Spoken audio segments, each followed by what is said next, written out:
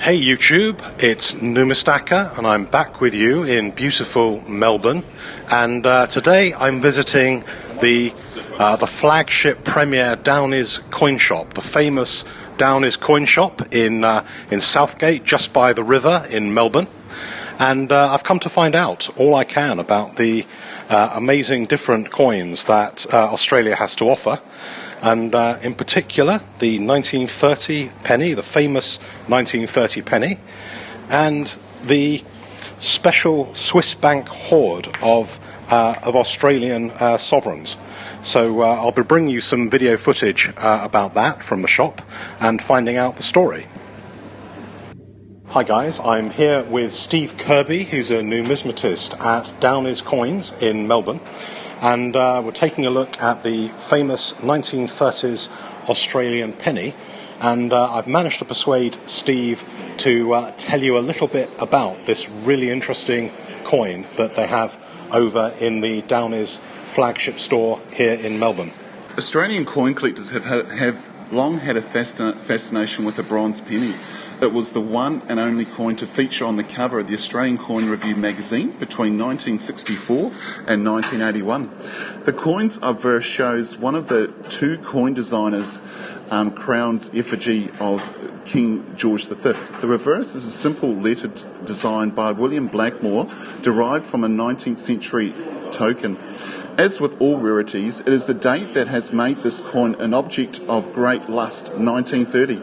The 1930 penny was struck at the Melbourne Mint and has been the centre of all coin discussions since its discovery in the 1940s.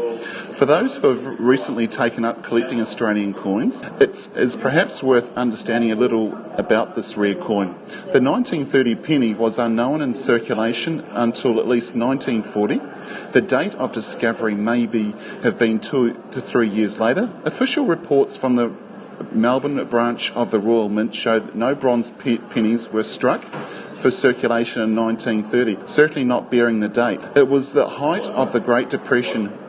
Very few additional coppers were needed to supplement those already in circulation, given the average weekly wage was around £3, $6. But during the World War II, word got out that pennies dated 1930 were in circulation. Australian collectors feverishly searched all available small change.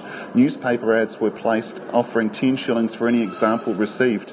These ads ceased when held to be in breach of wartime regulations.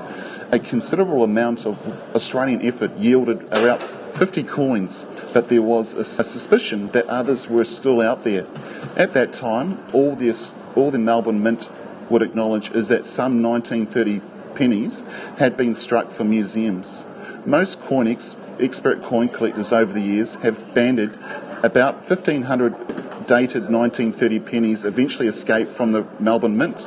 In 1930, the Melbourne Mint had in its possession mattresses of the obverse of the Australian 1930 penny from both the Royal Mint in London and Calcutta, India branch of the Royal Mint. The two differ. Among other things, the relative positions of the letters in the OMN are X, Rex, FID, NIND, IMP, and the legend vary. For example, on the Indian die, the O of the OMN is nearer the cross on the crown, and the final upright in the N is exactly under one of the rim beads. On the London, this upright points between two beads. The number of beads about the rim is also different, 178 on the Indian die and 177 on the London. From 1920 to 1931, Australian mints used two dies somewhat indiscriminately. Most known 1930 pennies had been struck using a punch made from the Indian die. Until 1966, it was assumed all had been so struck by the Indian die that 1 year with the London obverse surfaced, and it was authenticated by the Royal Mint, as was a second found in 1976. For many years, no one was able to offer an explanation as to why two different working dies were prepared to produce just a few specimens. A review of the Melbourne Mint records in 1987 made clear the circumstances under which the 1930 penny was struck. It occurred at a time that Melbourne Mint was considering producing its own working dies to alleviate delays in delivery from the parent Royal Mint. The lull in coinage production during the Depression period provided an ideal window in which to undertake the necessary experiments. The 1930 pennies were one result of these experiments. The date of striking was believed in August 1930 and another in August 1931. The use of two different working obverse dies helps confound the question of just how many coins made it into circulation.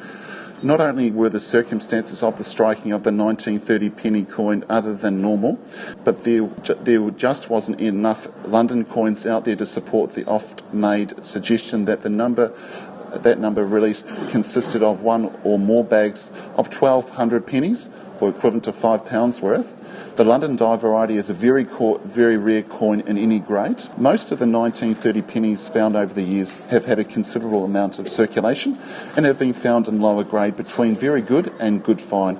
Make an example of this Australian rarity as a collectible example.